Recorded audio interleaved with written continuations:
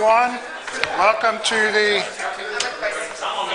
the August meeting of the Greencastle Common Council. We are now on live broadcast. If we could all rise for the Pledge of Allegiance.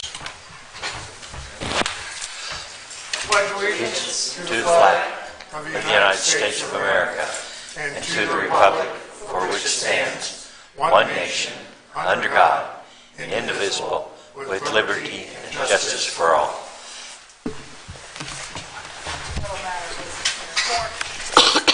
Again, welcome everyone. This is the August meeting of the Greencastle Common Council. Wait a second for Linda to distribute some information.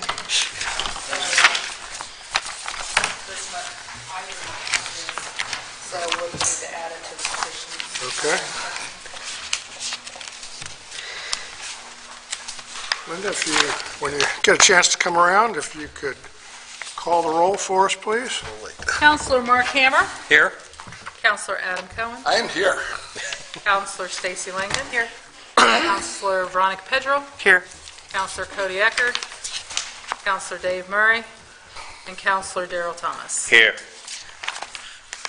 We do have a quorum. Our first item of business is public petitions and comments. We have Gary Bowser, who's asked to be on the agenda in regard to the traffic study and potholes. Gary, please come forward. Keeps the minutes here for this. Okay, I'm going to give you copies when I'm done. Okay, perfect. Hopefully that'll help. Thank you. But yeah, my name's Gary Bowser. I live at 708 Totson Drive. I got two items I wanted to talk about. My second one is the real one I want to be here, the traffic study. But since I'm here, I wanted to talk about patching some holes in the road because it's been bugging me for a while. But I want to make sure that these comments are not directed at our city road crews. I've observed them working really hard, tough conditions, and I want my thanks, whoever can do that here, pass it on to them, especially their hard work for the snow and ice, keeping that off our roads in the winter times. But my comments here are directed at the contractors.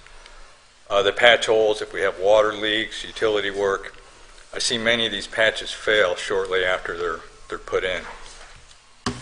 And I'm coming here with a recommendation. I don't know who looks after them, if it's a city permit section, who's ever in charge. I just recommend they get with INDOT, like the Crawfordsville permit section, to see how they take care of contractor work in their right-of-way, because they can't be there to see the work done just like the city can.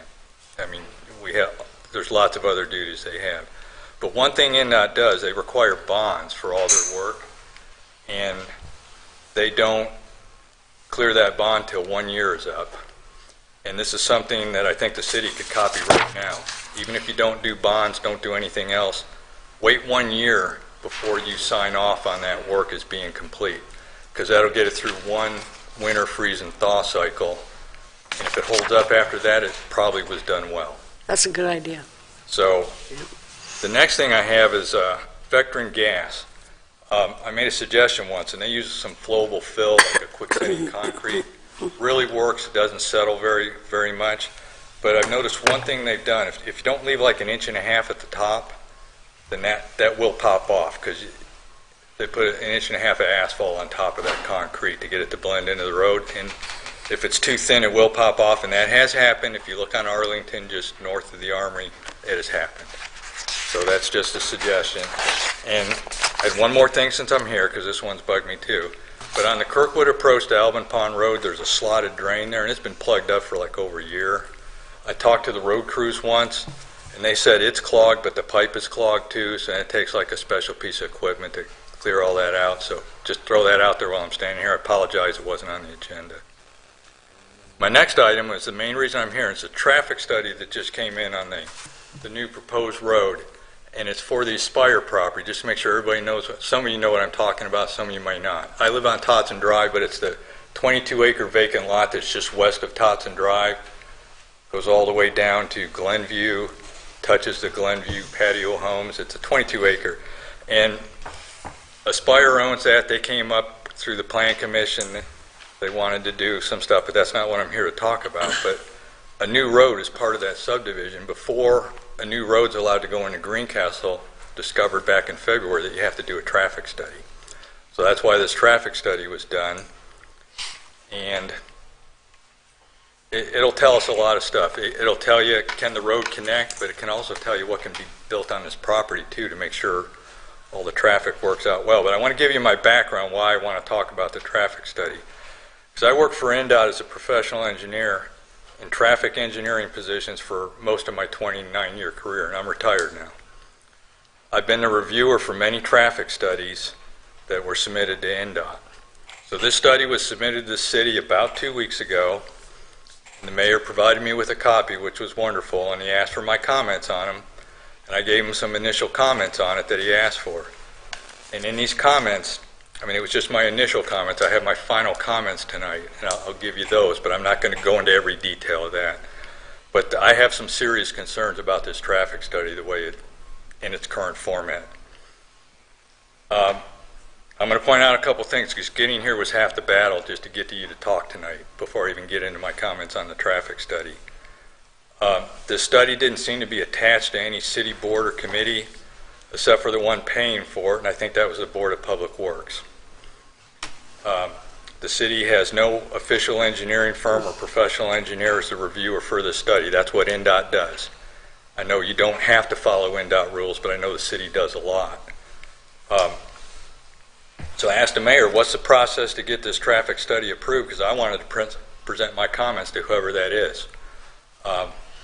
He said he was researching whether or not we needed to even approve the study or just accept it, because it's a study that just gives additional information to a plan that would go through formal application and approval process. So I kind of took his comments as telling me that it was likely this traffic study just might be accepted the way it was turned into us. After that email, I decided, okay, I'm going to go to the July Plan Commission meeting. I'm going to share my comments with them. But it got canceled. And I really didn't want to wait another month because most of those meetings have been canceled. So I asked the mayor again to go, when's the next city council meeting? Because you guys are the ultimate decision here for the city. So I go, I want to come here and present it to you. I want to get my comments addressed. And so I ended up going to the clerk, because it took a few days, and the clerk got me on the agenda for my 2 items tonight. But right after she called back, then boom, I got another email from the mayor, and he told me that, I'm welcome to be on the agenda tonight, but however, the city council is not the appropriate forum at this stage in the process. The Plan Commission is the appropriate forum at this time, and that's going to be important because I want you to remember that later. But he said I was welcome to present my comments at the next Plan Commission meeting. That was right after I got on the agenda. I refused, and I wanted to stay on the agenda tonight. But it still doesn't end there. 4 days after I was put on the agenda for this, I was surprised to learn that the same traffic study was put on the agenda for the Technical Review Committee. And that was this morning at 9 o'clock. And that's even though, I researched this. That question, should that even go before that committee? That's the question I have for myself. So I found on page 11-5 of our zoning ordinance, it spells out the 4 items that this committee is legally allowed to look into. And a traffic study doesn't fit into any of them. They review plans. And also at the bottom of that page, there's also a statement that says each member shall only comment on the aspects of each petition that directly relate to their area of expertise. No one on that committee has any expertise that I know of with traffic studies. The only possible person might be our city engineer or the firm that acts as our city engineer. But our city engineer, his partner, I believe it's just a 2-person firm. I apologize if I'm wrong. But his other partner, she is the designer for Aspire. So he has a conflict of interest. He's already had to recuse himself once on a matter dealing with Aspire. So even if he was there, he'd have to recuse himself. So there's nobody on that committee that can even comment on this based on our ordinance. So I went to that meeting this morning, and even though everything I just mentioned, it was still discussed at this meeting anyways. Scott Zimmerman started discussion by stating that he felt reviewing this study by this committee was relevant since it had already approved a concept plan that this study covered. He also stated that this traffic study doesn't need to go to the Plan Commission, So now I got conflicting comments. He said it. Don't shake your head, Mayor, I was there. I was told it should not be there. I mean, I told that's where I should go. This morning, I was told it wasn't going. So, and the mayor also commented that I did send him comments on the study and saw nothing substantial in them. And then he asked me to provide comments at that meeting this morning. I said I didn't have my latest comments with me. I was told it was not a public meeting, so I was not prepared to talk. Who told you it wasn't a public meeting? It wasn't a public hearing. Public hearing. Oh, I told the that's different. I'm Yeah. sorry, I misstated, but the public can go, but they can't talk. Unless we invite a member to speak on the issue. We've done that with Woodshire Apartments recently. And I was not invited to talk. I asked when it was so I could go. I was never invited to talk this morning. I disagree with that. Well, we're not here to argue. Hey, we're not here to argue. I'm I just think telling you what apparently we I are. experienced. You can look through the emails. But I did tell the mayor this morning, with all due respect, that the comments I sent him had significant issues about the study, and I'm real close to getting into them. Scott also mentioned that he hadn't seen my comments, but in July, I emailed them to the mayor. Did you get them, Lori? Mm-hmm. I emailed it to Scott, and Scott never saw them. After I mentioned that, Scott did basically end the discussion and stated that this technical review committee needed to meet again. When they did, they would open it for public concerns on the traffic study. But again, as I stated earlier, it doesn't matter what they talk about. That committee can't vote on it. They can't comment That's from what I found. That's not correct. I mean, it talks about the various things that they discuss. That's not an Yeah, I'll read it. exclusive list of Yes, it is. all the things that people can discuss at a public meeting, It says they have review authority right? over rezoning petitions, Right? PUD concept plans, which they approve for this property. Right? PUD detail plans, which is the next step. Then it says they have approval authority over site development plans. That's all it states. Right.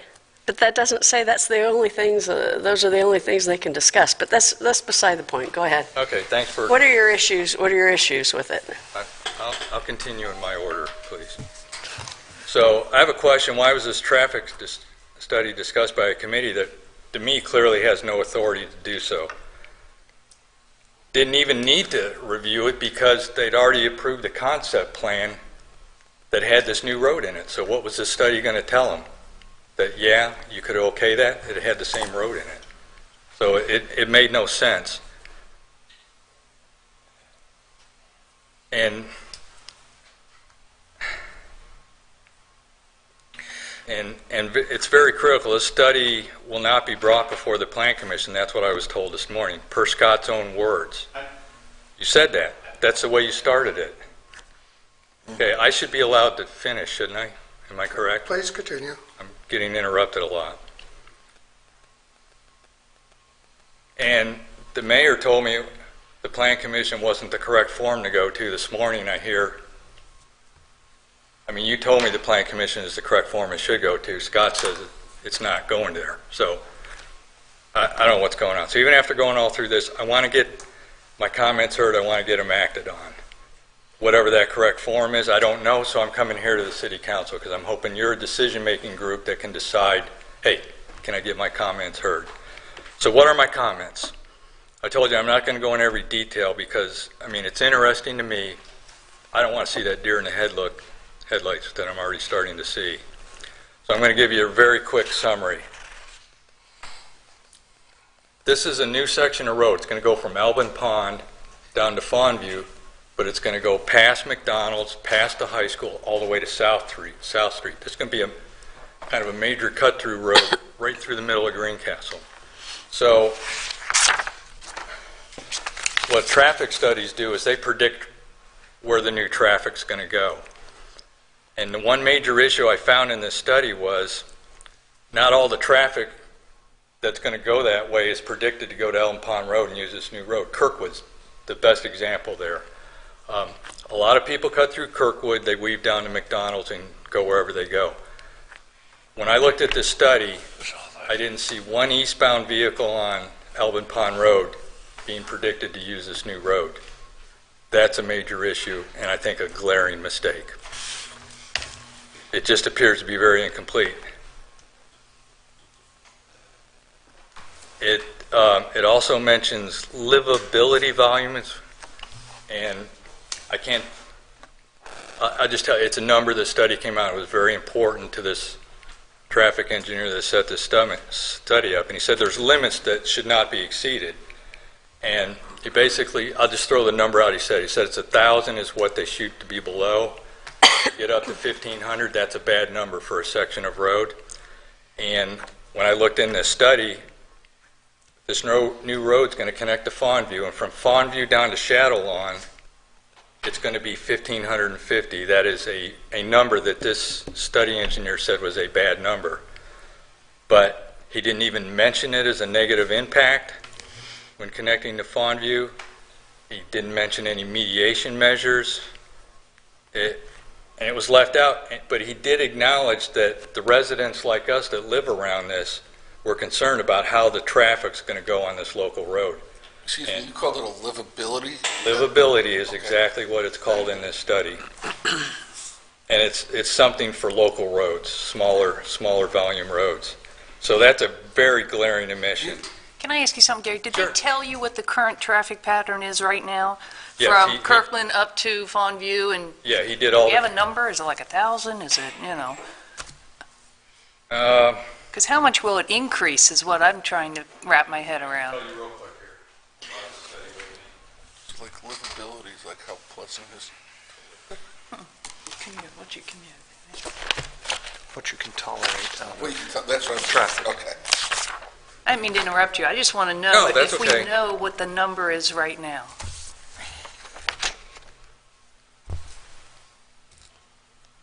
I gotta go to the right page. Oh, here we are. Right now, it's 1,050, which is basically right at that 1,000 limit that this engineer stated they didn't want to go over. So when the new road gets connected, it's going up to 1,550. So it exceeds what he said was a bad number. That's why I'm pointing it out. And all I want is this study to go back to that engineer, because I've seen it happen at INDOT all the time. I mean, normally we have an engineer in charge, we have a meeting, then we talk about it after. If there's issues, we say, no, you have to address this, you missed this, or I don't think you quite understood this.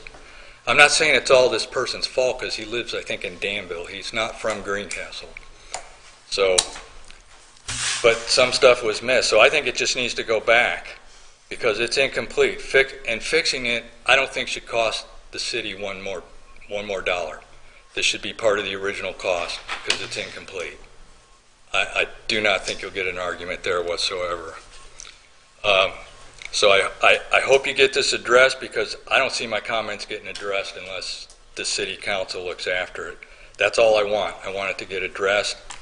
And I'm happy to answer any more questions you have right now. If you have questions later, I'll be happy to answer them then.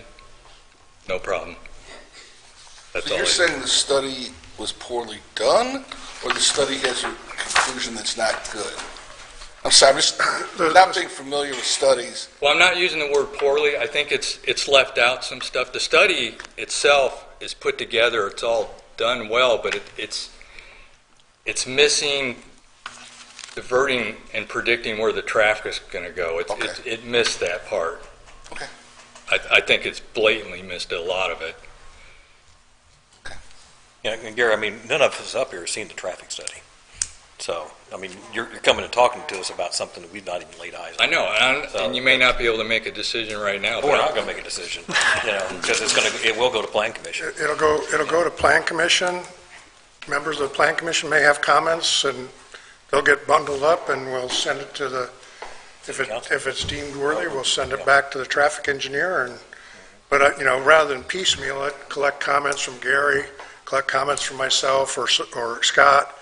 We'll get the Plan Commission together, bundle all the comments, see where we go from there. And then does it come back to us at some point, or is It may or may not. I mean, depends on what the ultimate decision is with the overall project moving forward. Yeah, if the city did it separately, which I'm not aware of any plans of that happening, then it would just be done and as a public works project, but I'm not aware of anything. This is tied to that PUD. And so if that was passed by the plan, the whole thing was ordered because of that petition. In order at the request of Gary Right. and his neighbors. And it should have been, and so that's why it was done, and it would then go to the Plan Commission as a piece of the whole PUD to consider. And if they pass that, then the whole thing, Goes to you all. which includes the traffic study. Correct. The study was done because of the PUD request, and I found in the comprehensive plan that the city has to do a traffic study, and they were not going to do one until I brought it up For a new road. for a new road. It was not going to happen until I brought it up in February. So this is where I'm coming from. Sounds good, but I'm running into a wall every step of the way. But We're doing exactly what you asked to have done. when the planning commission meets, you're free to go before them and speak, right? Yeah, we did extend the invitation to Gary to attend upcoming Plan Commission when it shows up on the agenda. And likewise, there's a few neighbors here. They're welcome to attend. They have been attending when the item has been on the agenda. So, The petitioner asked for it to be tabled, and it hasn't come back. They haven't asked it to come back off the table. And that is something that we have talked about addressing because in our rules, I don't think we have anything that says after so many months. We just never had that issue when someone just doesn't pursue one of their, one way or the other. So that's something we need to address in our rules about what to do about that in that Kurt Wilson can circumstance. sit there on the table for, Ever. But that's not fair to the residents who have this hanging over their head and are worried about it. But I want to make a request that this traffic study does not sit on the table, because whether Aspire goes through with the PUD or not, or even if they get rejected, this study will help tell the city what kind of development can happen on that property. Yeah, and if we Yes, need there to go is- back, we'll go, it sounds like we need to go back Yeah. and ask for some additional information. well, exactly. We'll get some input from the Plan Commission. And No, from the contractor. exactly, we'll get some input from the Plan Commission if they see other things that need attention and bundle it all and take it back to the contractor to address everything at once. Well, why wouldn't we ask, okay, we'll talk about that later, consultant to do it first so before it gets to the Plan Commission. you gotta ask them to do it first. And so There you have, may be people that read it, and just like Gary, came up with concerns, and I'm not a mind reader of everybody on the Plan Commission. okay, I appreciate Gary bringing up his concerns. We'll share those and share them with the Plan Commission as well. That's why Mark said the So this is going trying to to go to expedite things so it doesn't go on more months. so is this going to go to the Plan Commission first or go back to the engineer that did the study? I'm confused. We'll determine that. I don't know that I can answer it today. I'd like to have some input from the Plan Commission if they have questions. We can send it out and ask them to have their questions back in a week. Yeah. How about that? Okay. And then we send it to the contractor. Okay, thank you. The other thing is, as I mentioned, Gary, I'd be more than happy to set up a meeting with our new Public Works Superintendent and our city engineer to discuss the patching items as well. Okay, well, you can share, I'm giving a copy of what I just talked about right Okay. here, so you're going to have the comments I just made. I got a couple pencil notes on there, too. Okay. But I was coming for the traffic study. I'm forcing the issue, that's why I came. But I wanted to thank those your city crews in a public setting also. Well, Because I I'm think sure they that's appreciate important. that. So, thank you. But again, I still extend the invitation if you would like to sit down with them. I'd be more than happy to host coffee or something. Maybe in the future. I don't drink coffee, but I Okay. think you got my comments, thank you. We Okay. do require permits, but actually holding them for a month is probably not a bad idea, or a year. I don't remember how long we hold, because I don't do that every day, but Sure. it is something, holding them open for a year is probably a good idea. we were told- It is a really good idea. Okay, thank you. Thank you for listening to me. Okay, thanks for Appreciate it. making I the don't know. presentation. I don't you, Gary. remember. I think he's talking about release of the bond. The bonds, that's what Okay. we're talking about, is bonds. Okay. For permit cuts, That makes sense. Thanks. or for curb cuts, I'm sorry. Permits for curb cuts. Just for benefit of council, we do try to keep an eye on things. Gary mentioned flowable fill. Generally, that's one of our requirements when we do things to help provide a good base for any patches. We have 3 kind of late arriving street closure requests. So is Melinda Link here from DePaul? Welcome back. And Hi. Come see. Good evening, everyone. My name is Stevie Baker Watson. I'm here. Sorry, Stevie. It's okay. I'm here representing DePaul Athletics with in all 5 street closures occurring on 5 home football game dates. These are closures consistent with what we've done in the past related to home game days. Starting with what I would call regular season games, September 3rd and 24th, October 8th and November 5th. We're requesting that Hannah Street be closed from Indiana to Jackson Street from 9 a.m. to 4 p.m. and then Madison Street from Hannah to Hill, also 9 to 4. The street closure on Hannah from Indiana and Jackson helps us control traffic flow into Blackstock Stadium. It's generally there with temporary barricades that can be easily moved in case of emergency. Madison Street closure helps us with overall game day operations that day. It allows us to park our visiting team buses close by to the stadium. The roadway does remain open, though, and then it does also have temporary barricades at each end that can be removed in case of emergency. The last one is what I will call the non-regular season, regular season game, which is the 128th Monon Bell game to be hosted on Saturday, November 12th. The same game day closures that we request with those other 4 dates remain. However, the times are elongated, 7 a.m. to 5 p.m., because we tend to open our lots earlier that day. But then we also have put on this request Olive Street from Indiana Street to Jackson Street. So this is actually the extension. We're not really sure how to call this. This is the road that's going through the parking lot that bisects south of Peeler to where facilities management is.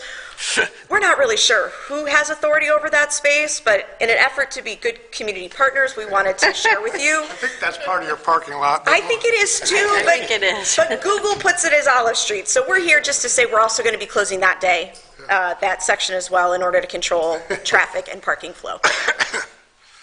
Practically speaking, it often turns into a road, though. Let's be honest. Yes. I do think when we did all that work, we seceded that back. It's my district, but I'd rather someone else, since it's my employer.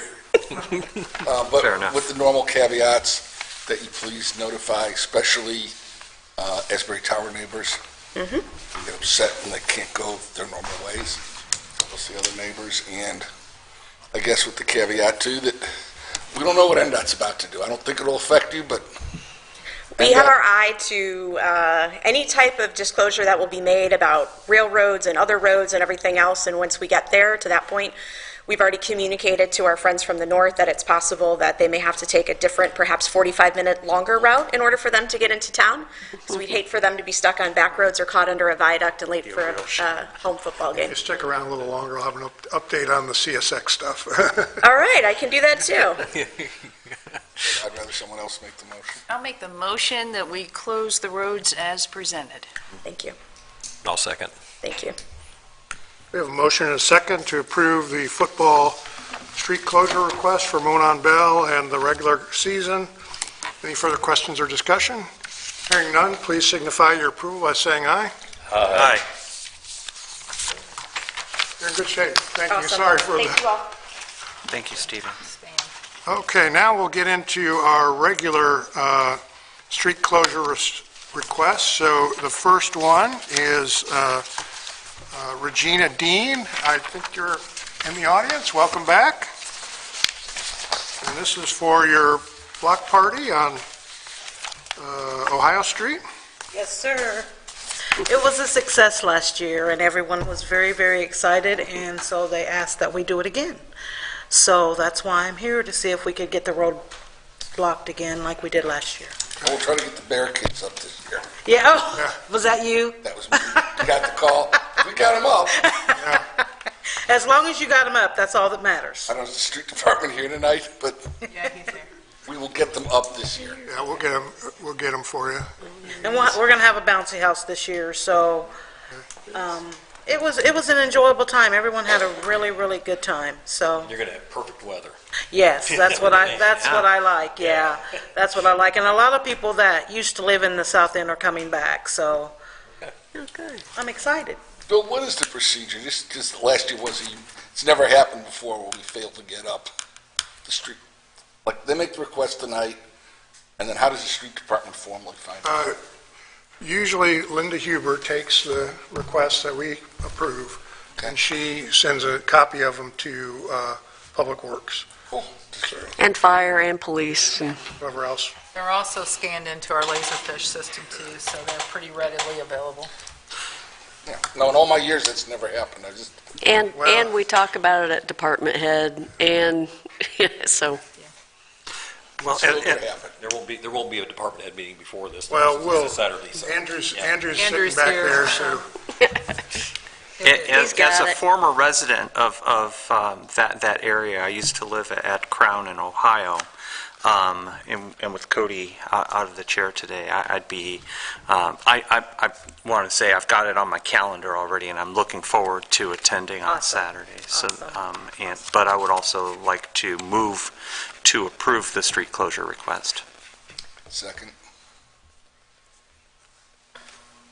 we have a motion and a second to approve the street closure request for the block party on Ohio Street. Any further questions or discussion? Other than the usual notification of neighbors, but I think all the Right. neighbors participated. in that. Yeah, they did, yeah, they're looking forward to it. So, any further questions? Hearing none, please signify by saying aye. Aye. Thank you very much. Thank you all. Thanks, Regina. I did notice that it just said 10 to midnight. I assume that's 10 a.m., not 9 Yeah. a.m., so. Starts at noon. Next is Chelsea Dickerson. You could come forward. This is a first for all of us, for a wedding. Congratulations. Is it your wedding? Yes, Congratulations. my mom and my parents, they do a block party right. on 4th of July, and my dad, actually told my mom, because we can't find no place for a wedding around here, because it's all expensive. So I said, well, let's just have it in front of your guys' house. So this is the first time that I'm getting married. So Hopefully the last. it is going to be the last. Because the guy that I'm actually getting married to, this is his second time getting married. So this is going to be my last and my only time getting married. So I just want to see if I can get the road blocked off. You won't be serving alcohol on the street or anything like that? Okay. Tell the neighbors. Yeah, so that they know. Or invite them. Ahead That's of the best time. way to do is invite them. Hey, I do require you to tell they all can join.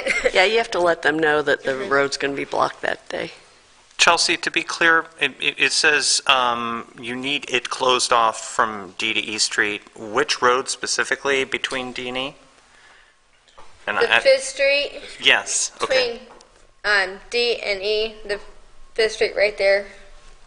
We should make a note of that for sure. I didn't know if I filled the form out And, right and- way and or... we've approved a closure on this section before for 4th of July, or I'm sorry, yeah, for a block party. Yeah. I think during 2020 when there wasn't a municipal 4th of July, is that right? Or Maybe. my memory I know we fades. did last year and this year. Yeah. We did. We did one Yeah. the first time. Like we just had a block party for July. 4th of July. Same area. Yeah. Yep. Okay, D and E will remain open east and west. Mm-hmm. Okay, it'll just be Fifth Avenue, Fifth between. Street, between those two streets, not inclusive. Right. Okay. Tell your neighbors, no alcohol. It's your ward. Yeah. Yes. Please tell your neighbors. And- I got one neighbor that's right next to my parents' house, as I'm going to tell, so they can be aware. Better yet, invite your neighbors. And I'll let them come too. They can party. But Excellent. not in the street. So I move to approve the street closure request. Second? Oh, we got it down. There's Daryl. Let's have a wedding. Sunshine, no Yeah. rain. Please don't rain. We have a motion and a Thank you. second. Are there any further questions or discussion? Hearing none, please signify your approval by saying aye. Aye. Okay, well, thank you very much. and Congratulations. Thank you. Next, we have Joe Harris. Joe, welcome back for the Center for Diversity and Inclusion, and this is for Wednesday, August 24th, from 7 to 10. Welcome back. Thank you. Hello, my name is Joseph Harris. I work at DePaul University at the Center for Diversity and Inclusion, and we are having a welcome back block party on August 24th to welcome back our students. We will have a DJ, but the music will be facing into campus, not out. We'll have 3 food trucks, a few inflatables. We're asking for the street to be shut down at 4 p.m. so we could set up, and there would be till 12 a.m. so we can tear down. You're also asking for a noise waiver, or you need one. So just The music will be stopped before 10 o'clock. Oh, Okay. Yeah, time of event is Okay. up to 10. well, it's my ward. I'll be happy to make it. And same caveats, please tell the neighbors. Of course. And we don't control NDOT. I don't think I can't say it would Jackson's- affect you, but Wait, I'm it just putting doesn't that affect caveat that it's Oh, close. in terms of timing, yes, Yeah, I you see might what have a you're lot saying. of traffic flying down. Yes. Yep. It's a good point. I'm just into that to everything. Do we have a second? I'll second. We have a motion and a second to approve the street closure request. Any further questions or discussion? Hearing none, please signify your approval by saying aye. Aye. Any opposed? Any abstentions? Okay, thanks. Thank you very much. Good to see you again. Next is Chris Flago with Putnam County Mural Project. And Chris, I understand these are some modifications of earlier approvals. Indeed. I'm going to hand these out because I'm a visual person and. Thank you. Okay. Okay, Sorry. great, thank you. Get my account right. I'm here with my colleague on the mural committee, Alexandra Chamberlain. And so, yes, these are modifications to the one. Back in April, I came and was trying to be ahead of the curve and asked for some closures for our September 23rd Mural Festival block party. And so the first one, I guess it depends on what's on your on top there, is the banner graphic. Originally, I had requested the 11th through the 24th. Our artist, who is from Berlin, Germany, has requested an extra week to do that. It's a very large wraparound mural on the banner graphics north and west facing walls. And so we are requesting in the red shaded area of the city lot at the banner graphic there, we are requesting to add another week to that. So starting September 2nd, which is when he flies in, through the 24th, which is when our festival ends. And so that's the modification to that one.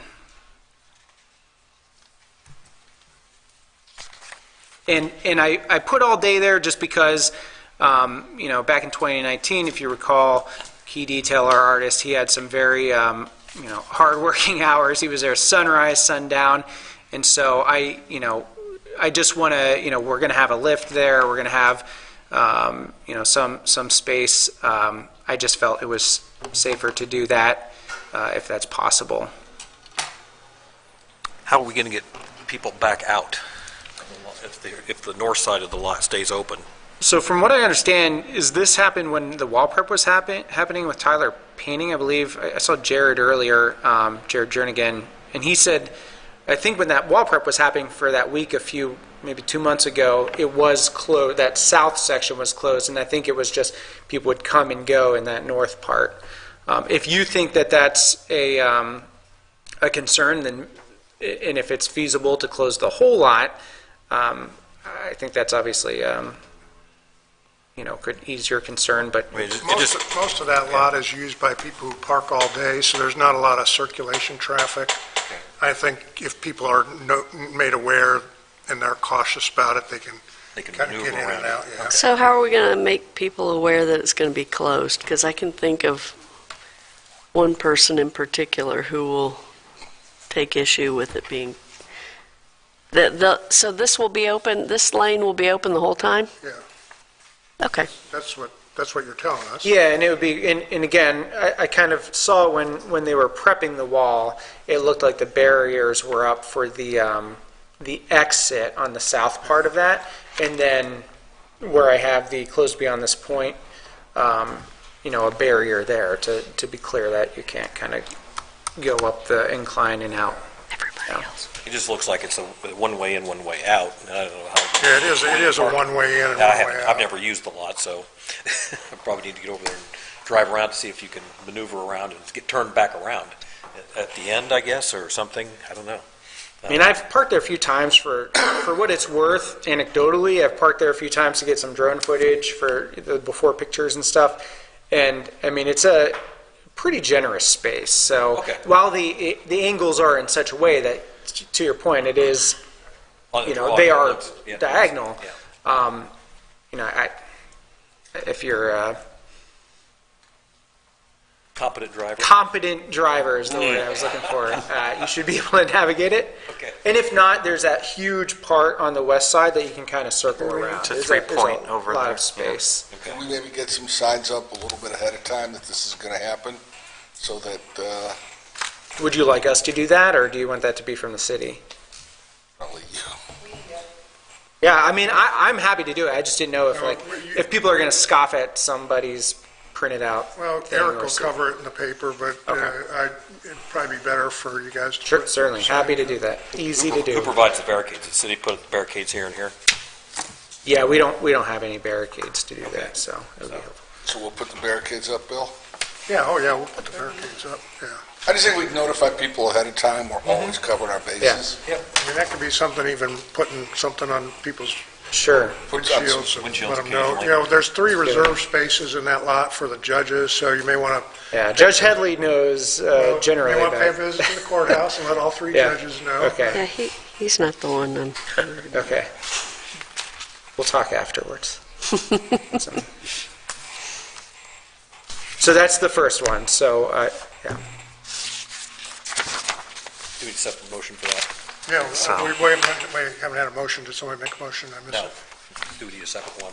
You can probably do them together. If we want to do it together, that's fine too. Let's do them together. All right, so the second one is a request for Indiana Street. So when I came here in April, we were talking about the banner graphic closure for the mural installation, and then also the alleyway in the Washington Street, the south parking spaces that, on the recommendation of Mayor Dory, for our September 23rd block party. Just like in 2019, we want to celebrate the end of this festival with a block party, invite the community. In 2019, we had approximately 1,000 people. That wasn't all at one point in time. That kind of churned through the 3 hours. This event's going to be 3 hours long, and we want to have them engage primarily in the CVB space, the Visitors Bureau space, where we'll have a stage and live music and some activities, but also in the banner graphic parking lot that hopefully will be closed upon your approval. And then, again, just thinking of crowd control and just alleviating some of those tighter spaces, we're requesting Indiana Street from, West Washington to East Walnut, so essentially Starbucks to Tap House.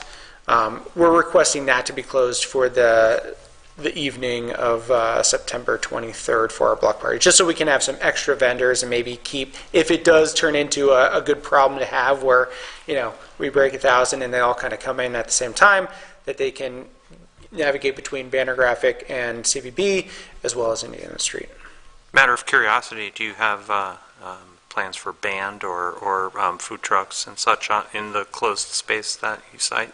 Yeah, so we're going to have, I've confirmed War Radio doing a concert in the CVB space. Greg Hedge is going to have his trailer set up there in that space, and I've already had measurements months ago with him. And so we'll have a couple of tents at the Banner Graphic, and then we're going to have other vendors. The plan is not to have live music on Indiana Street for this request. Okay. It's really to have extra community partners who want to have something going on. I will say we are, and I talked to Linda about this, we are in talks with Crown to see if we could use their parking lot, which would maybe then not need the Indiana Street. that would be ideal, but we're still in talks, and we'll see where that goes. But to be safe, because we're talking about September 23rd, I wanted to, get the approval sooner than later. Yeah, that's a Friday. It's a Friday evening, yep.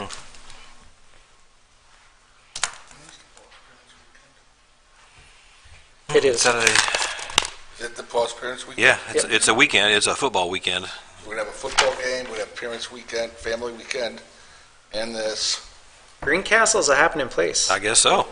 That'd be a good And thing. NDOT's not going to come to town that week. They aren't. No, they won't. Fingers Sorry for crossed. that. Here's your porcelain you need to check with.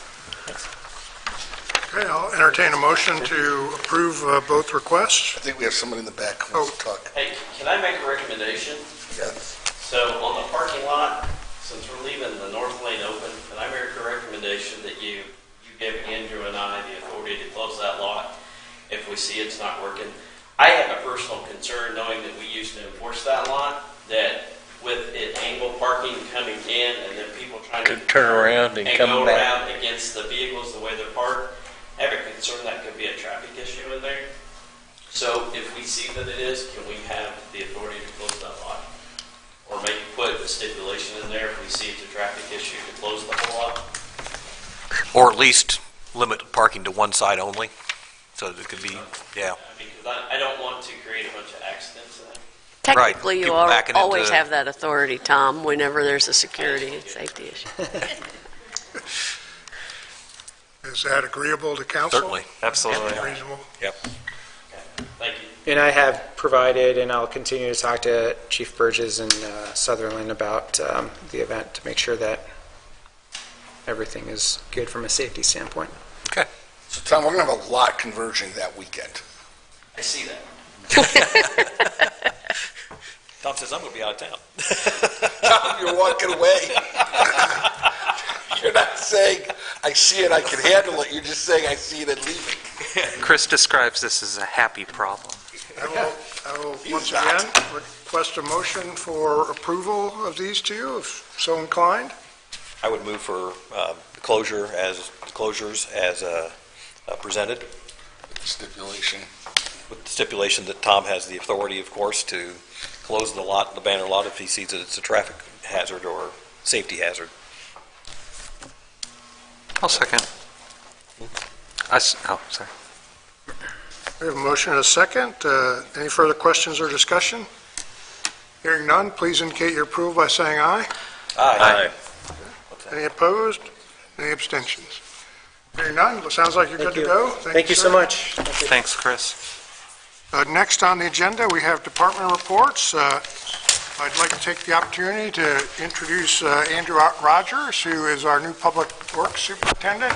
Andrew was Brad's assistant, and Brad spent a lot of time with Andrew, and so he's joining our leadership team, and we're glad to have him. So if you have information that would be useful to Andrew as he tends to our public works, feel free to share that with him. Andy, maybe Yeah, come come up. in. Yeah, let's Yeah. get him up here. Let's get him up here. Yeah, he's busy. Gonna roast him.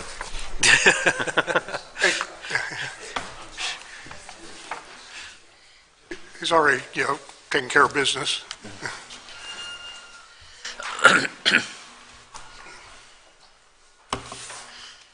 Free to ask any questions, make any comments, but nice. First month pass. But how's it going so far? It's going pretty good. Good. Getting used to it. So, other than that, it's not too bad. I want you to know that his team took one of our low mileage but older pickup trucks and took the pickup bed off of it, which was in pretty bad shape, and put a flat deck bed on it. And so rather than having to buy a new truck, they refurbished an existing one and will hopefully continue to serve the city for a number of years into the future. What year was it? It's a 1998. Yeah, I knew it was going to start with a 19. It's only got 52,000 miles on it. Wow. Baby. Andrew, how long have you worked for the city? This October will be 9 years. Awesome. All right. Any challenges right now? Are you fully staffed? Are you looking for people? Are you having trouble hiring? What can we do to help you? I have got an application in. I need at least one more full-time guy for plow season since Brad's not here. Other than that, it's pretty good. We got a good crew. So We were speaking the other day, and the leaf vacs are all ready to go. All right. Well, despite what Tom tells you, we're really friendly, and you should always come up and talk. All right. So it's okay. Congratulations on the new role. Yeah. Thank you. Thanks, Andrew. Do any of our other department heads want to come up and do a little marketing or anything like that? Greg, come on up.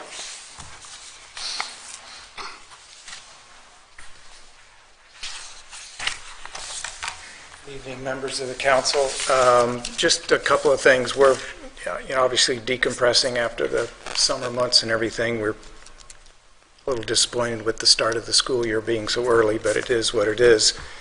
I don't have numbers on what the aquatic center pulled in just yet, but I do have some numbers with regard to the concession stand at the aquatic center, and we had expenses of about $5,000, but we had revenue of around $21,000. So we felt like that was a pretty good year.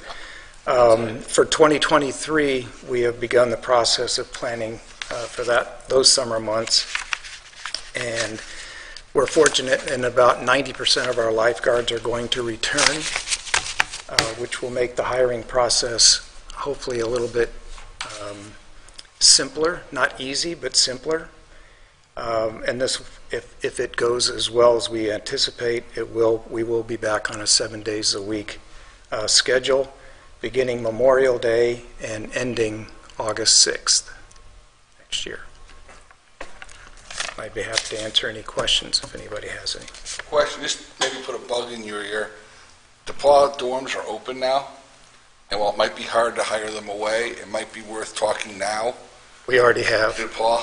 We already have. Okay, if I can help facilitate that with Veronica, let us know, because maybe we can get some DePaul guards here to keep the pool. Yeah, we've had those discussions a couple of weeks ago, as a matter of fact.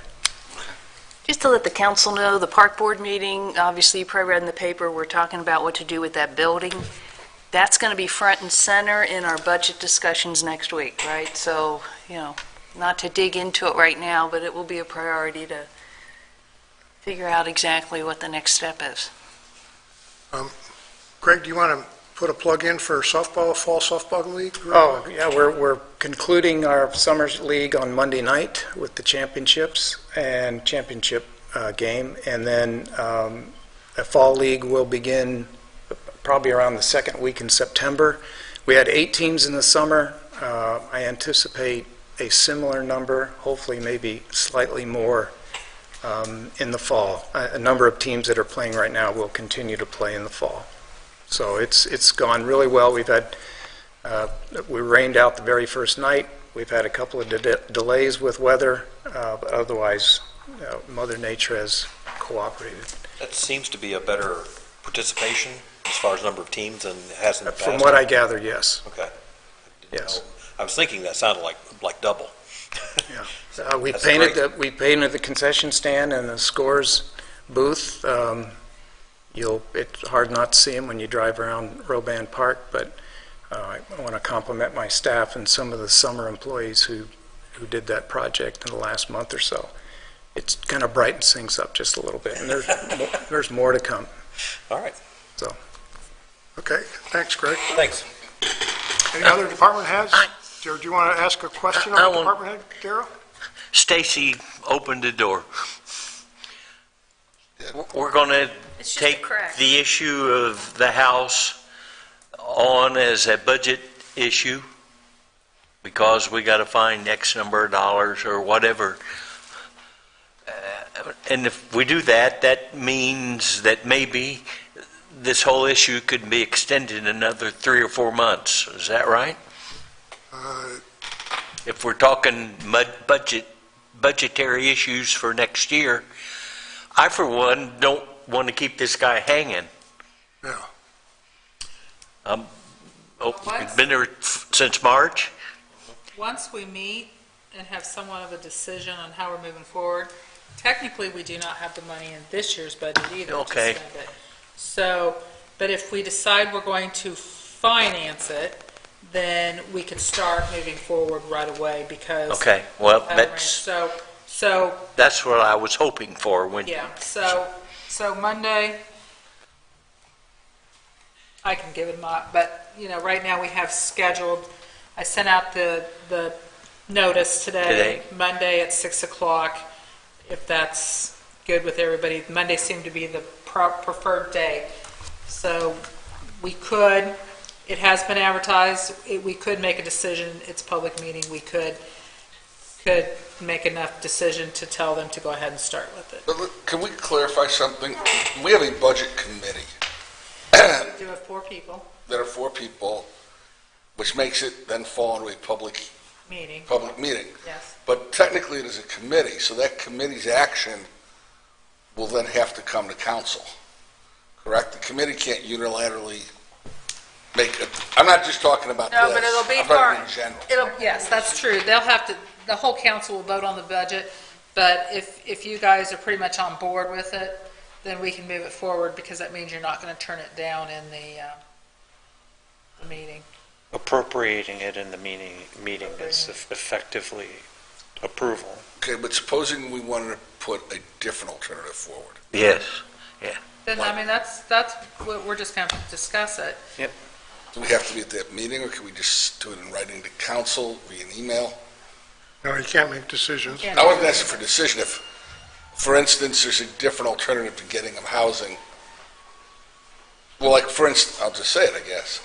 One option could be is to take the house down and then build a prefab in its place, which potentially could be cheaper and give us a more energy-efficient house. I don't know, I haven't priced that out. But like, if we wanted to discuss, we obviously made a promise to Greg, so we have to do something, whether it's in his pay or the housing. But if we wanted to look at other options. Yes, that can be discussed. But when would be the appropriate time to discuss that? Yeah, and I'm with Adam. I hate, as a member of an administrative body, to countermand any kind of decision that's made by another administrative body. And do we have the authority to do that? You can always call a special session. Has the budget committee even met? No, they're meeting Monday.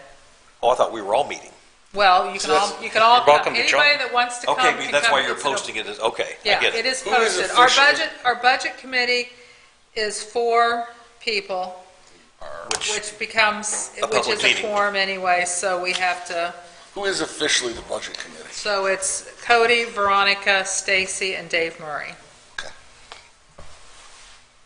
And I agree But we with- can hash out the money part of it, and then we can schedule a special session to do the other if you want to do that.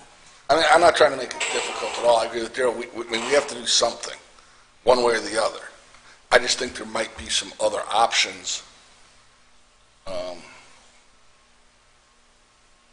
I'm not smart enough to know them off the top of my head right now. I mean, some people suggested them to me. I can't price them fast enough in my head to do Well, that.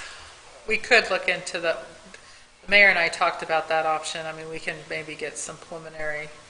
Just an idea. numbers and see. I agree. I mean, it's, At one point, I guess we're having a discussion. I think security's important, but as I said before to some of you, I think the days of thinking our park director is really going to, I don't really want Greg going out into the park at night to be security anymore. The days of egg throwing, Opie and Mayberry are long gone. That's what our police are here for. So I think there are advantages to having him live there. We made a promise, so we have to live up to that, but I'm not sure security is the total answer. The world's changed, So, I don't know. But we can talk about, we're going to bring it up again down in another part of it when we get to the ordinance adjustment. Right. No assistant coach yet. Okay, any other questions for department heads? Any other department heads want to come forward and make a comment or anything? Okay, department heads can enjoy the rest of the evening on their own. I think next month, and for the rest of the council, we should make Tom come up every month, just as a goodbye tour. It's a good night to him. I will be brief. Stevie left, but anyway, CSX crossing, we have a new tentative date of August 22nd through August 25th for 231 Jackson Street. CSX will also be working on other local crossings, which we just found out today. So as soon as we get a confirmed schedule, but they're telling us they could be in town as soon as next Monday, working on some of our local crossings. So, we'll see what happens. We're going to. That map and those emails you send out to us. Yeah, that's just the very state. helpful. That's just the state detour. Yeah, but when you sent out, like when CSX was coming, and then you changed it, then you sent it, that was helpful. Yeah, yeah. So if you keep sending those out. Yeah, this is, like I say, we just found out, we suspected the local crossings might get worked on as well, and found out that got confirmed today. So I have that right. The big one is the 22nd they're coming in, The 22nd through 25th. and then they're starting local ones. They could start the local ones the week before. Some of this is also weather dependent too. So,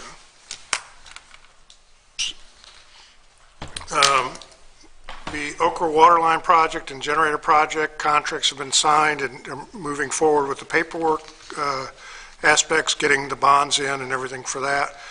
Likewise, Roban Park Improvements contract has been signed, is moving forward. Good news for the community, 3 bids were received on August 10th, ranging from $12.3 million to $13.7 million for the reconstruction of US 231, and it looks like they'll be able to make an award to the low bidder. Likewise, on Locust Street, we received 4 bids, and again, this project's going to be managed by INDOT, ranging from $2.2 to $2.6 million. That's higher than the original project. INDOT has agreed to increase the federal share on that. We will have to increase our 20% local match sum, but it looks like they'll be able to award that contract as well, and we'll be able to coordinate the 2 projects from storm drainage standpoint and be able to move forward. I don't have a timetable yet on exactly how it's going to play out, but we'll know that once, we'll have a better idea of that once INDOT makes the actual award to the contractors. TIF neutralization studies, abatements, and assessed values have been submitted to the state by the county. Linda and I met with the representative from DLGF, and they provided some preliminary numbers, and I'm sure Linda will share more of that during her report. As noted, we'll have our budget meeting Monday. We did receive bids today on the YMCA Medical Office Building project. We have 2 boxes full of bids. The bids will be opened on Monday. There's kind of an intermediate step here. Bidders have to be pre-qualified. This gives our construction manager a chance to confirm that all of our bidders are pre-qualified. If there should be one that hasn't completed that paperwork, they can get it done by bid opening on Monday. I did meet with the new DePaul Vice President of Finance, Andrea Young, who has joined our community. She and her family have joined our community, and one of her child is now enrolled in the Greencastle School, so welcomed her to the community on behalf of the rest of us. So other than that, that's kind of a quick summary for the evening. Be happy to answer any questions. So the bids have come in, but we have not opened them to see, they're still sealed? We won't open them until Monday. Okay. So, like I say, we got that unique kind of, normally we would open the bids right away, but because of the pre-qualification step, it just gives a chance, if a bidder is, it's my understanding, if a bidder is not pre-qualified, we can't award them. They're going to have to complete the pre-qualification process. This gives them a little time to... Gives them a couple days if something should be missing. previously, the CM has been working with various parties that have been interested in submitting bids, but just as a safety valve, we delayed it by a couple days. And you mean the pre-qualification with the contractor, not, because this is different. It's different because it's a CMC and it's a little different procedure. So keep your vigil candles lit over the weekend. We've got some competitive bids. Linda? As Mayor said, we had a call today with a DLGF representative. We finalized some numbers with them, so they were all in the good. Assessed values are going to be up this year, so that's good news for us. Should have a little less circuit breaker, issue, but they still give us a figure, and we will use that one, but it's probably going to be a little better than what they said. This year's circuit breaker is not going to be as severe as has been. So we'll actually end up with a little extra money at the end of the year. But right now, I'm not changing the project, we'll see the money in the bank, but. So we have less properties being hit in the ceiling? Less, especially when because the tax rate, assessed value's up, tax rate's going to skip, between that $2-3, less people will be affected by that. So, so that should help us out a little bit. Yeah, pretty much good news with them. I think you're going to find that the budget process is going to be a little easier this year than we've had in some years. So, yeah, so I'll be happy to share all that with whoever comes on Monday. And then I will also have your packets ready for Tuesday. If you didn't come to the Monday morning, you can pick them up here at City Hall on Tuesday if you want to go through them. Starting at 6 o'clock, we will provide refreshments. So. That entices us to come in. Yeah. Linda, I missed meetings earlier this year and everything else, but back in February, March, and April, or something like that. Anyway, lost track of which ones I missed. Are we receiving more in county income tax this year than we did last year? Yes. Isn't that amazing? Every year they tell us the sky is falling. Yeah, and we're actually. This is 2020 that we're receiving that. Yeah, and we're actually receiving more money this year too. Wait till next year. They tell us it's going to be cut next year. I mean, there was tons of capital gains last year. 21 was a banner year, and we're going to receive a ton of money in 23. Well, we're going to receive quite a bit this year too. We actually got an additional allocation of income. We got tax money. an additional allocation of income this year, so we basically got almost an extra payment, and then our local income tax is up this year. Local income tax is becoming a major player for us, so it's really super important. At some point, it's going to be, it really supports our police and fire and that, so it's really an important measure. I guess I'm just, every year we always hear doomsday projections and everything else, and you say, well, when 2020's revenues come through, it's not going to be very pretty, but it's higher than what it was. Yeah, and we're up quite a bit this year, so. And it just is going to be sky high next year. The final number for that will not be in until November. For next year? For next year. But they've already given me an estimate and said it's not going to be below that, so. Okay. But that's all I have. Okay, next, councilor reports. Mark? Okay. I noticed that I haven't driven on 231. As I was leaving town today, I saw that they had traffic down to one lane. It looked like they were fixing those huge, massive sinkhole, potholes, whatever they want to call them on 231. So I suppose we should be happy that they did it, but I would have been a heck of a lot happier had they been here about 3 months ago and did it. We have kept them aware of the road situation. Yeah. So the bids came in, and it sounds like they're between $12 and $13 million, give or take. What is the projection timeline-wise? Because I've been hearing that everything's been kicked back another year. I can't really answer that until they award the contract. We were originally told they were going to start on Bloomington Street this fall. I've also been told they might start next year, but it could be up to the contractor. If they're not busy and they want to dig in, I'm sure NDOT's not going to slow them down.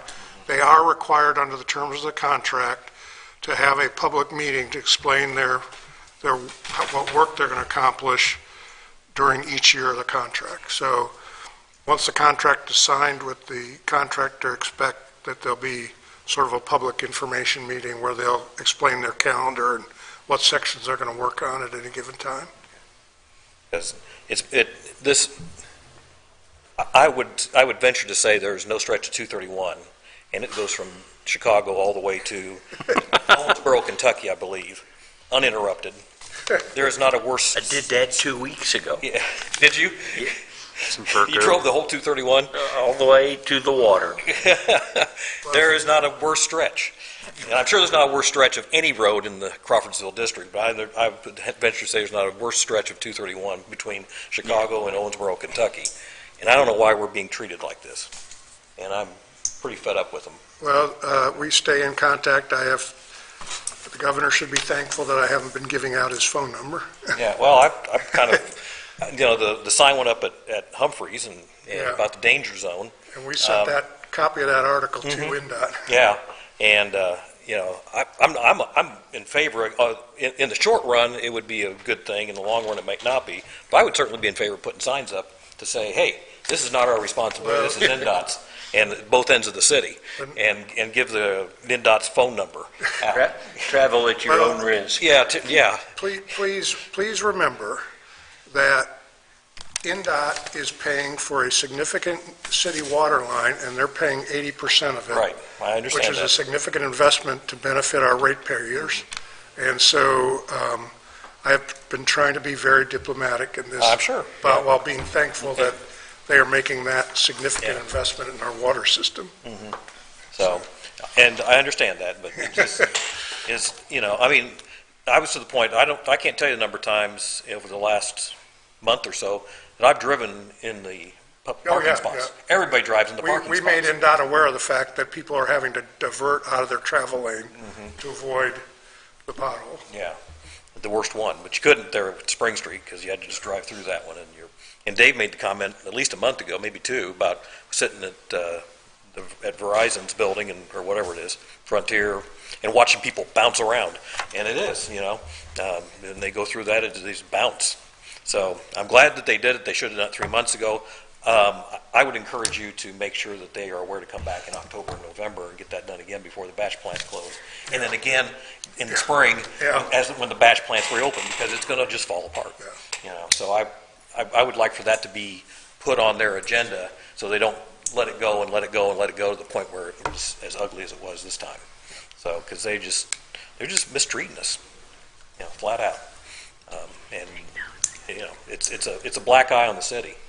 And I really wish that, because people come in and they think it's us, and it is. It's terrible.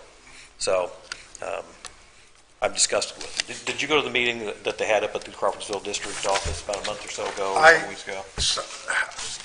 I drove up there, and I must have got there just a little bit too late. I got waylaid here in the office and still went up there, but by the time I got up there, it was closed. So I did talk to him on the phone the next day and, shared our concerns at that time. Okay. The Crawfordsville office has been great to work with. I mean, they're a good group up there. All right. I'll take your word for it. On Seminary Street between Spring and Locust, there's a lot of work going on there, a lot of steel plates on was that DePaul working on that, or was that the city, or is that part of our Locust Street project? It's Vectren, or now CenterPoint Energy, is replacing the gas line along Locust, and they're doing interconnections there at Seminary and Locust. And it looks like they've actually extended a little bit further down Seminary than what their original plan was. So they're putting all new gas lines in there. Yeah, they're almost to Spring Street, I think. Yeah. So, but that will be patched. Yeah. Well. Oh, yeah. Okay. All right. I just wondered if that was part of our Locust Street project. I didn't think it really was as far west as it went. The way CenterPoint works is they'll put up they'll put a patch in, and then they have another regular road crew that comes back and does a much better job. So they'll put a temporary patch in once their gas line work is done, and then they have another group that comes back in afterwards to do a more permanent patch. Okay. Is there a kind of usual operating procedure? Okay. I think that's it. Okay. Adam? Well, Mayor, I wish I knew you had the governor's cell phone, because I got some very angry emails the other day from some people who had come to Bridges and were very upset about 231. Yeah. And I didn't have his cell phone to give them. But I did give them his email and his website link. And I said, you know what, just go right to governor. Not my problem. I can't fix 231. I guess, with the park house, we have to do what's right by what we promised, but I also hope we look at every option. And on a brighter note, if you see a few very young-looking faces around town, DePauw students have started to trickle in. Football and RAs and international kids are here. Mentors are showing up this week, so hopefully that'll be some more money in some of our local merchants as well. Lori, that does mean the countdown is starting. I had to put that into you, Lori. Oh, he's been telling me the day countdown for months. For months. What a tormentor. You're so mean. You are so mean. Is it just football or all fall sports? Football's here now. I think Fall sports will be soon. they're arriving in the next couple of days. It just is like the slow upward curve. A bell-shaped curve. Yeah. The new students will all be here on by the 20th. But, we have an awful lot of athletes. Of the 525 new students, 196 are athletes. They're not all fall sports, but they're all going to start trickling in. International kids, the Bonner kids.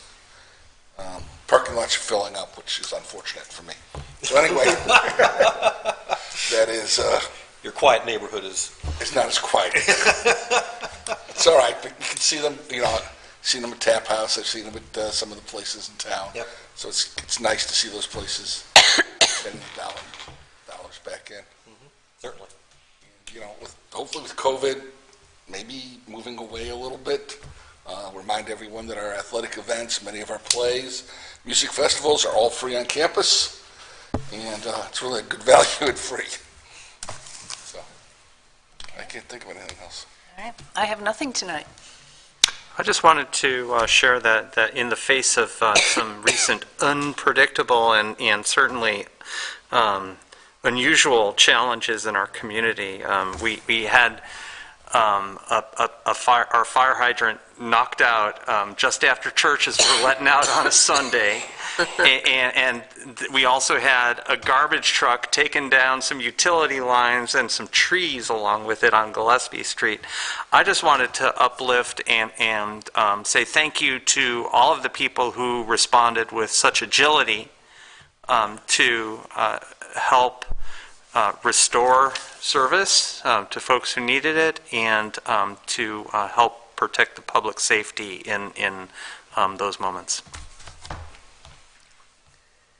And the only concerns I had, I've already addressed with the park house. I did fail to mention one item on the table here is our award from MetroNet. Being a gigabyte community, even though we've been one for several years, they're officially recognizing us. So there's a little trophy there and a plaque. Please, if you want to take a look at it, you're welcome to do so at the end of the meeting. Next item of business is approval of minutes. We have a regular session and an executive session.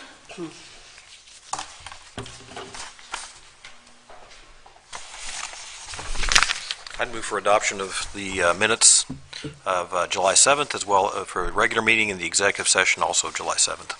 Stacy will second. We have a motion and a second to approve the minutes as presented. All those in favor signify by saying aye. Aye. Any opposed or abstentions? Okay. Next is approval of city claims. Veronica came in to review those. So any comments? Some things to share as far as our direct payables are concerned. Some of the larger numbers include the perennial ones like Republic Services for $41,933 for our trash pickup. Our fuel bill to Co-Alliance for $11,919.98. And nearly half of the direct payables this month going to Bonavita Architectural Services related to the Community Center for $75,264.25. I also wanted to uplift that 1490 is going to align for the park improvement design, and we're excited about some improvements to accessibility that are coming to the park. We're delighted to hear about that. Those direct claims total $167,857.48. With respect to regular claims, again, some perennial things, including $15,000 for our annual contribution to rural transit. We also paid out $10,898.93 for physical exams for all of our firefighters. It's good to know that they're in good hands with respect to that. And speaking about Andrew in his new role, and thanking him for that truck bed. The truck bed from Spencer Trailers was the parts were $4,900, and we appreciate that that we were able to certainly save some money and rejuvenate some equipment in that fashion. We also paid out $1,500 to Greencastle Music Festival as the mayor's annual contribution to that. We paid for annual testing of our fire equipment and $2,100 for playground mulch. All of this totaling up for regular claims of $103,593.05. When we add regular payroll of $559,948.31, as well as our pension payroll of $18,508.98, that comes out to a grand total of $849,907.82, and I move to approve these claims. And I will second that, and thank you for going through those and doing such a fabulous Who's job. the rural transit money paid to? It goes to, Bloomington? what's the region number? Well, you don't have to. 7? Yeah, 7. Yeah, it's a.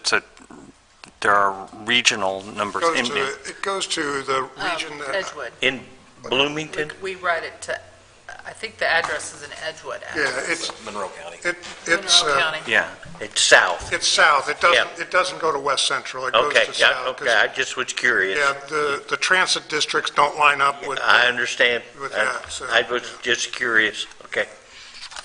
It's the same one that Yep. you did when you were on county council. Veronica mentioned the fire department getting their physicals. I got a call right before the meeting, but I haven't gotten the details to share. But we're all going to be getting an invite to a program that the firemen are putting on about fire departments and cancer. And there's a section for public health officials. I think it's September 25th. But be on the lookout for something. Okay. From Brian Poole. I know they put a lot on. It's going to be down at Prindle. It's a growing problem with firemen and later in life cancer issues, so. Thank you. We have a motion and a second to approve the claims as Did we get a presented. second? Oh, yeah, you seconded it. Any further questions or discussion? We got the firemen had their physicals, we got the fire equipment, got their Tested their physicals. annual testing, yep, all of that. So, And new batteries in the AEDs that needed them, so that's all. All those in favor signify by saying aye. aye. Any opposed? Any abstentions? Okay. Next item of business is old business. We have one item of old business, ordinance 2022-4. This is second reading. An ordinance amending the Greencastle Planning and Zoning Ordinance by amending the zoning map This is petitioner Charles W. Pingleton and Lori A. Pingleton. This is the rezoning ordinance that we had last month in second reading. So I will entertain a motion to approve on second reading. I will say that at the last meeting, I wanted to make sure neighbors were all notified. Scott and I had a nice conversation. Thanks for calling, Scott. And, you know, I've been assured that we've probably gone a little bit beyond the requirements, so I feel comfortable that at least we've met our requirements. Even though it's kind of unique because the property's in my district, but the neighbors that are affected actually fall next door. But I don't see anybody here. I don't see anybody here objecting, any of the neighbors, so I'll make the motion that we adopt this. I don't have my notes in front of me. I'm sorry. Second. We have a motion and a second to adopt ordinance 2022-4 on title only. All those in favor signify by saying, or is there any further discussion or questions? Yes. So I still am going to vote no on this. I will vote no until the cows come home, or until that plot property is split. There's a road running down the middle of it. It should be subdivided, but I guess subdivided. Yeah, subdivided into two pieces of property. The north side I would be in favor of rezoning the north side. The south side, we're just asking for light industrial development come up right up next to residential areas. We've already been told that the lady whose house joins it to the east, the heirs want to rezone that light industrial, so we're liable to end up with a whole corridor along Barnaby Mill Road of light industrial development that's right up against residential, and we're wanting to have the people pathways go through there. Whether it will or not, I don't know, but I could support it only if the north side is subdivided, but Mr. Pingleton doesn't want to do that, and so I will continue to vote no, and I think it's not appropriate to rezone something that's right up against the residential property to light industrial for those reasons. Why don't you, is it appropriate to ask the question why we don't want it? I'm looking at that, don't want to. Right now, you can't find a surveyor to do anything for you time quickly. I mean, that's what some of the major points of discussion that we had at the Plan Commission, and that discussion lasted well over an hour, and we came up with no recommendation, not a negative recommendation, but just a no recommendation.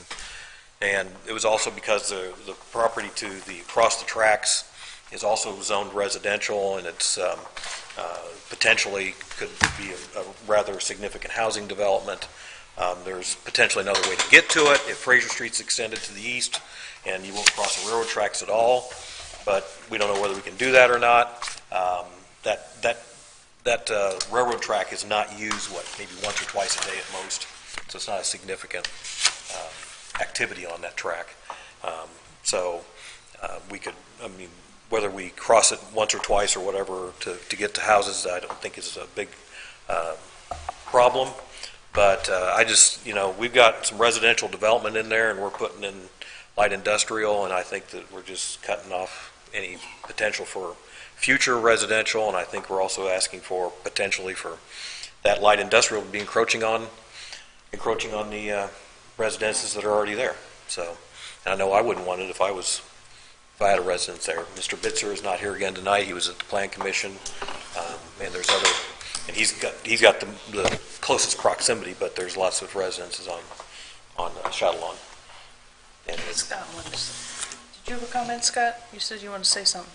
I just was going to point out, if the property were split with the industrial to the north and continuing residential to the south, that would constitute spot zoning because it no longer would be contiguous to our existing Department of Public Works, which is zoned light industrial. Yep. What is spot zoning, Scott? Help me out. Spot zoning is when it's done to benefit an exclusive parcel without showing any sort of continuity or contiguous zoning classification. There's an understanding that it already connects to that type of use. So spot zoning is not what you want to do, is what you're saying? No, it's not advisable. Okay. I just didn't know the term. It's not illegal. Pardon me? It's not illegal. I mean, you can still pick out one place and rezone it if there's a reason and it meets all the criteria. But generally, that usually isn't the case, and it's usually for one particular person or for and so it's generally disfavored, but it's not illegal as long as you meet the criteria that's in the statute. It's not best practices. Unless it meets the criteria. But it's not in our scope. It's not in our scope to do that tonight, anyway. So, and it would be not contiguous by about 25 feet. Probably, at most. That includes the roadway. There's a very narrow strip. Right. It'd be big enough for the people pathways to go on, that's it. I can't say the city's had discussion about the whole corridor and the whole area, since it does connect with commercial on the other end on 231, but we weren't far enough in discussions for Mr. Pingleton's. But that is something that's being discussed, whether that's the best, since there is so much commercial in that specific, just very small block. Are there definite plans for People Pathway, or they're just throwing it out that this could be, it could come here, you know? It's kind of a could at this point. I mean, it's on a map as a potential, but there's no funding or no, the city doesn't own the right of way. There's no funding for it. So if an opportunity would present itself in the future, it could be a possibility, but at this point, Would you stop it? Not in the cards, so to speak. No. This stop People's Pathway from going through? Only if that southern portion gets developed, and then they'd say, well, Okay, yeah. you're going to have to condemn it, and everything else, because we've got property, we've got development there. But We buy Pathway property all the time. Pathway does go right by Bootsy. It goes through the northern part of the industrial park area. So it's not unacceptable. It's actually one of the permitted uses within light industrial. We're getting ready to buy quite a bit more property, as a matter of fact, that will go along those sorts of corridors along Veterans Highway. But that's not to downplay any of Mark's. No, we'd have to, you'd have to buy some extra right away. Council's ever had a deal with a no recommendation. Mark, have you ever had? I don't believe so. We've either, Plan Commission's never passed, I guess is what you might call it. We've had denials. They've had denials. Right. Not very many of them. Not very many, but there have been a couple. Yeah. And then the one gentleman that came last month was a no at Plan Commission, and he did a 180 and came to City Council. I don't have a problem with it.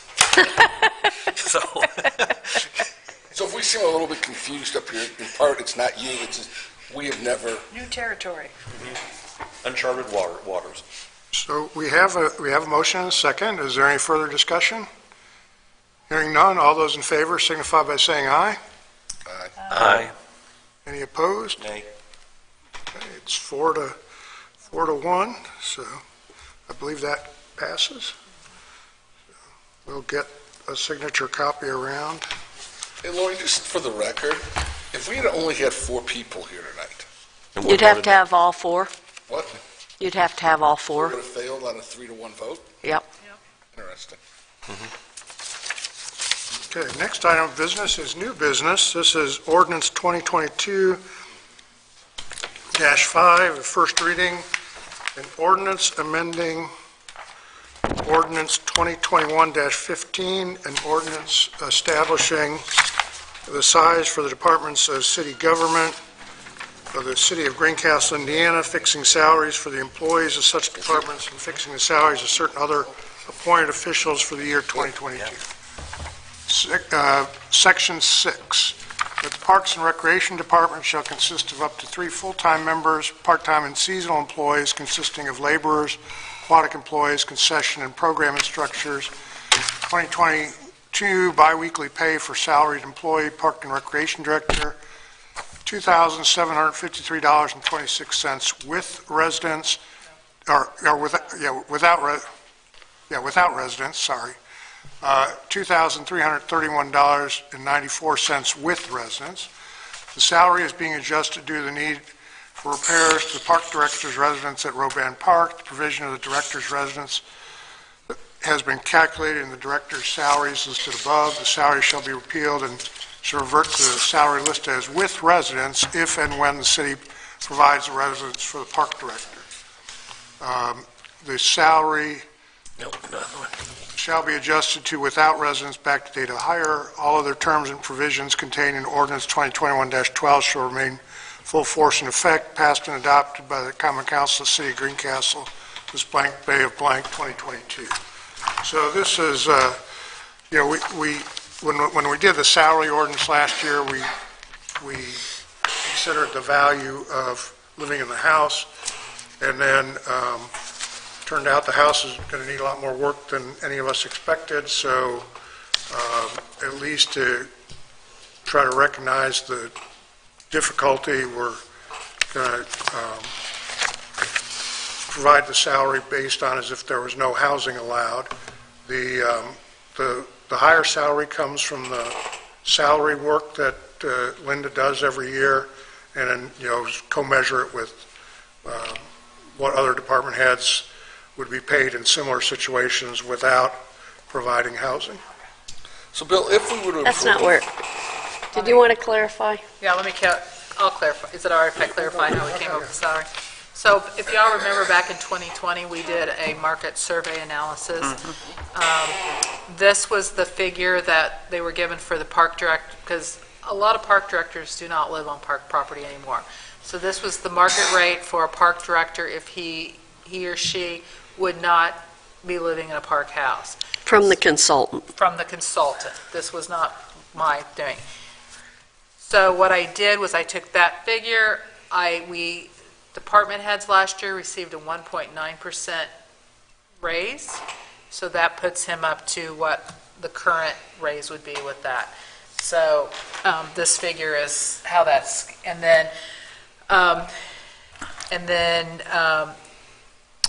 for budget purposes, I went ahead and changed it today. I'm putting in the bigger salary in case something comes up. I'd rather have a worst-case scenario in the budget than that. So, and I don't know how long those improvements are going to take. So we will put that in the budget at the fuller rate at the amounts that we are proposing for salary raises, and I'm not going to get into those right now. But anyways, that's how it was calculated. And then the old rate was what he's currently being paid. So we're asking that it can be back paid to his date of hire, which was April something, I believe. But I have that on record.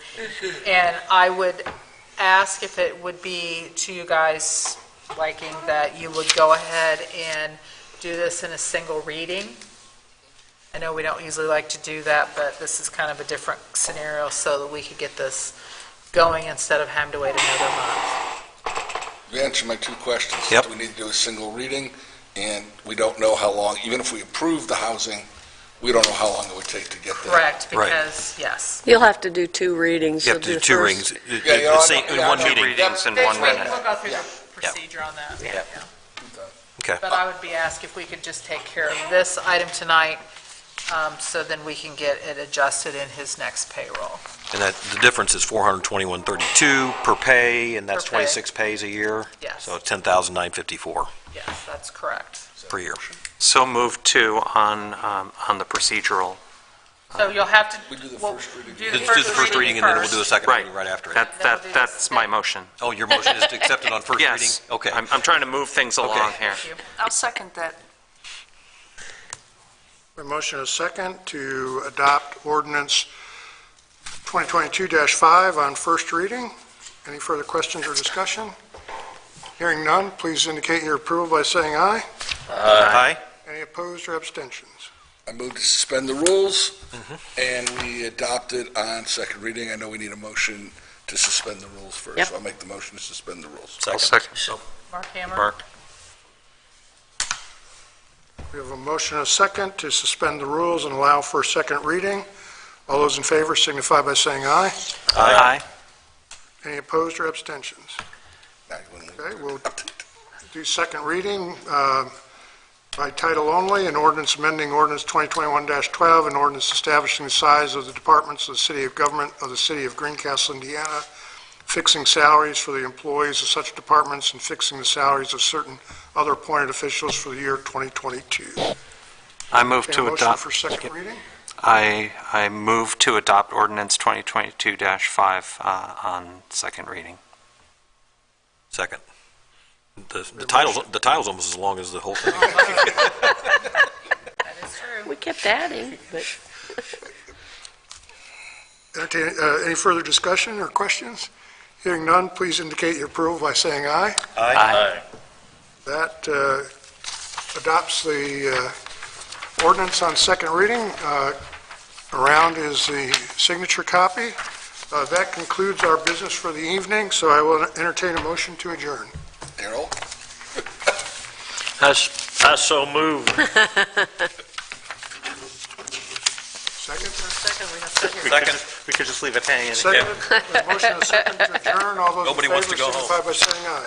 Aye. You got to sign that first. We still have to sign this Yeah, first. Darrell. Who was second? Who seconded it? I think I did. Okay, Mark Hammer. Not positive. Well, everybody kind of ran that together. Shake a hand again. Thank you, everyone. If we get any additional information about 231 over the next couple of days, we'll let couple you weeks know. or whatever, but, yeah. What I'm doing with that, Bill, at least for the fall, what I'm doing with that. And Veronica, I should have told you, what I'm doing with all that you're sending us, I'm posting that to HR. Okay. And, I've been sending it